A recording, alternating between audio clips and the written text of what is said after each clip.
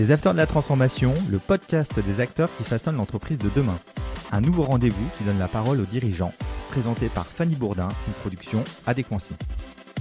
Bonjour à toutes et à tous, on se retrouve aujourd'hui dans les Acteurs de la Transformation avec Gaspard Ganzer, non pas pour parler de politique mais pour échanger autour de Ganzer Agency. Bonjour Gaspard. Bonjour. Pouvez-vous en quelques mots nous parler de votre parcours ?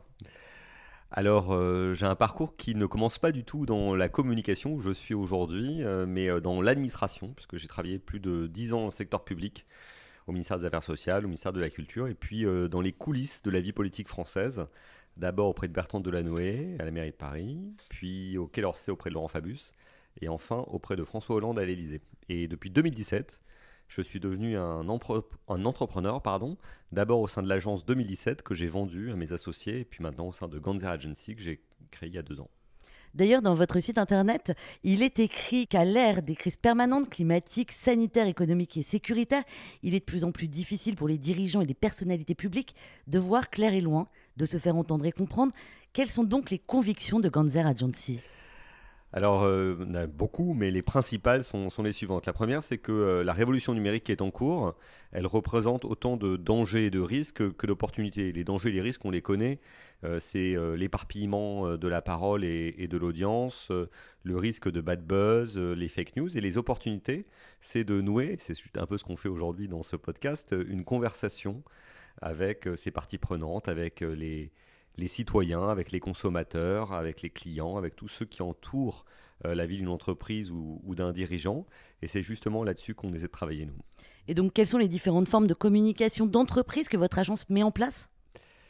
Alors, on commence toujours par réfléchir à de la communication stratégique, c'est-à-dire qu'on essaie d'identifier quels sont les problèmes de nos clients et de définir une stratégie de positionnement avec eux pour voir comment ils peuvent influencer le cours des choses, tout simplement. Et puis après, on utilise tous les leviers possibles pour résoudre les problèmes qu'on a identifiés ensemble.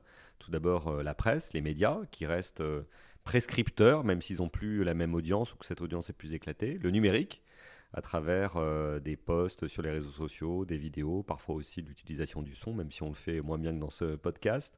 Et enfin, les relations publiques, où on aime bien aussi mettre des gens en relation. Ganzer Agency est aussi spécialisé dans la gestion de crise. Auriez-vous des exemples concrets sans citer évidemment vos clients ?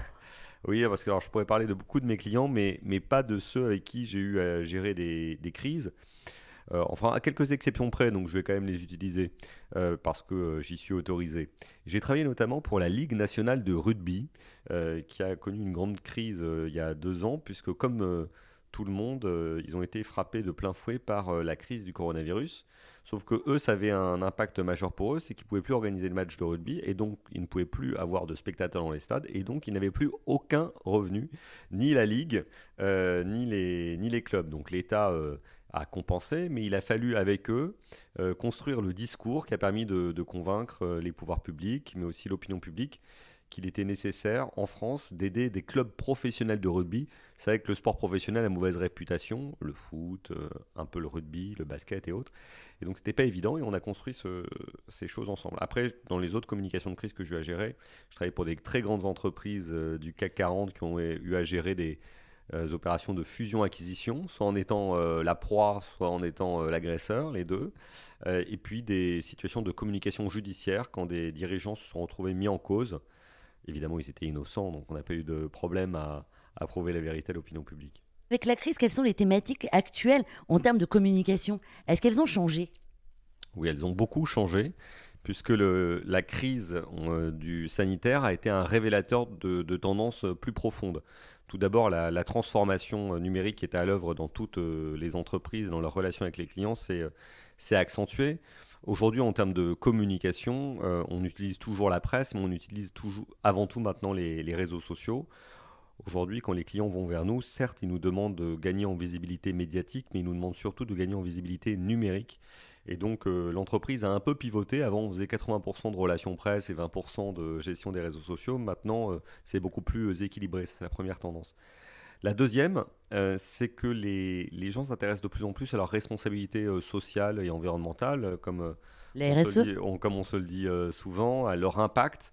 Alors, au début, c'était un peu de la communication et maintenant, c'est devenu quelque chose de très concret qui rentre dans le vif du sujet des entreprises et qui a des impacts financiers, juridiques, de ressources humaines. Et donc, on les accompagne tant dans leur communication interne que dans les communications externes sur ces sujets. Et puis, la troisième tendance, peut-être, c'est l'ouverture au monde et à l'Europe. Ça peut sembler un peu paradoxal parce que on est dans une phase de repli sur soi où chacun est chez soi. Et pourtant, les entreprises sont de plus en plus interconnectées à l'âge du numérique. Les changements technologiques sont mondiaux. On parle souvent en ce moment du métaverse qui permet de rentrer dans une réalité virtuelle. Mais ça, c'est un changement qui n'est pas franchouillard. C'est un changement qui se déploie à l'échelle de la planète et de l'humanité et qui doit être abordé à cette échelle-là. On va parler un peu des médias qui peuvent mettre à mal l'image d'une entreprise, qu'elle soit justifiée ou non. Comment on gère ce type de crise ? Alors, il y a beaucoup de médias qui font un travail très rigoureux et poussé d'investigation. Alors, on connaît les émissions de France Télévisions comme Cache Investigation, Complément d'enquête, mais on peut aussi parler des sites internet comme Mediapart ou encore de la presse écrite traditionnelle comme Le Canard enchaîné, qui, de mon point de vue, est le meilleur journal en France et en plus un des plus anciens. Moi, ma conviction, c'est que face à une crise, il faut d'abord commencer par dire la vérité. Ça peut sembler paradoxal, mais la transparence permet de reconstruire de la confiance et surtout de cadrer le débat, d'éviter les tirs dans les coins, les fake news. Parce que quand on est confronté à une crise de réputation, c'est déjà suffisant d'avoir à gérer cette crise de réputation. Inutile d'avoir à en gérer d'autres qui seraient fausses. Et puis en plus, mieux vaut expliquer soi-même sa version des faits plutôt que de laisser les autres s'en emparer. Donc ce que je conseille, c'est pas de prendre la parole trop vite, parce qu'il faut évidemment bien analyser la situation, mais pas de chercher ni à mentir, ni à se mettre la tête dans le sable comme une autruche, parce que sinon on laisse les autres parler à sa place et c'est pas bon. Mais vous diriez la même chose avec la mouvance, par exemple, des hashtags balance-ton venus des réseaux sociaux qui touchent une marque, une entreprise de plein fouet. Comment répondre efficacement à ces attaques de la même manière ? C'est évidemment différent sur les réseaux sociaux, parce que le flux peut être beaucoup plus important et la mauvaise foi existe.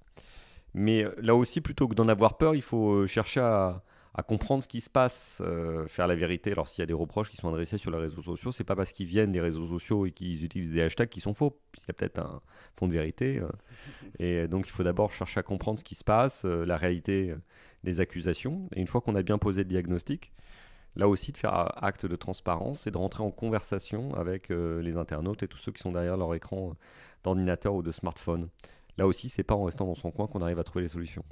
Comme toujours, lors d'une crise, quels sont les impacts pour les clients et les partenaires d'une société ?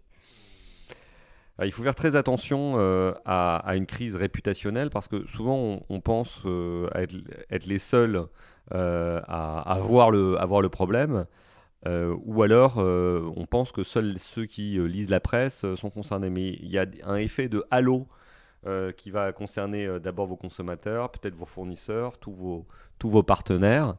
Et même s'ils ne vous en parlent pas directement, c'est-à-dire même s'ils ne viennent pas vous voir en vous disant « Tiens, j'ai vu cet article dans la presse, j'ai vu ce reportage à la télévision », c'est pas pour autant qu'ils ne l'ont pas vu ou lu, peut-être qu'ils sont gênés.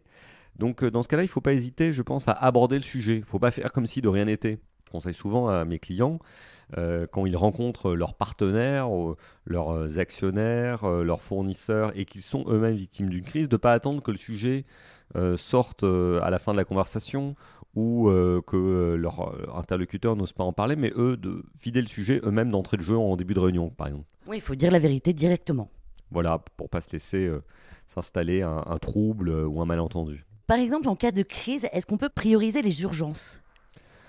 Il faudrait, c'est pas toujours possible, parce que vous savez, c'est Jacques Chirac qui disait, alors ça concerne la politique, que les emmerdes, ça vole en escadrille. C'est assez vrai, hein, et donc souvent on se retrouve pris sous une pluie de problèmes et de crises qui s'accumulent, et donc on a un peu de mal à sortir la tête de l'eau, avoir du recul, avoir la distance nécessaire pour le faire.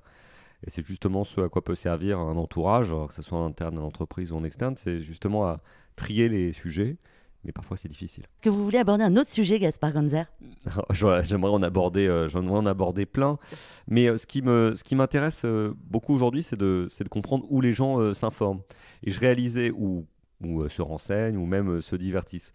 Je réalisais quelque chose récemment, c'est qu'il y a 20 ans, si on voulait réunir tout le monde autour d'un programme, il suffisait d'organiser une émission de télé de divertissement. Aujourd'hui, il n'y a pas une seule émission à la télévision qui permet de rassembler plus de 10 ou 15% des gens. Et donc, ma question que je me pose toujours aujourd'hui, c'est quels sont les lieux de rencontre et de retrouvailles pour tout le monde?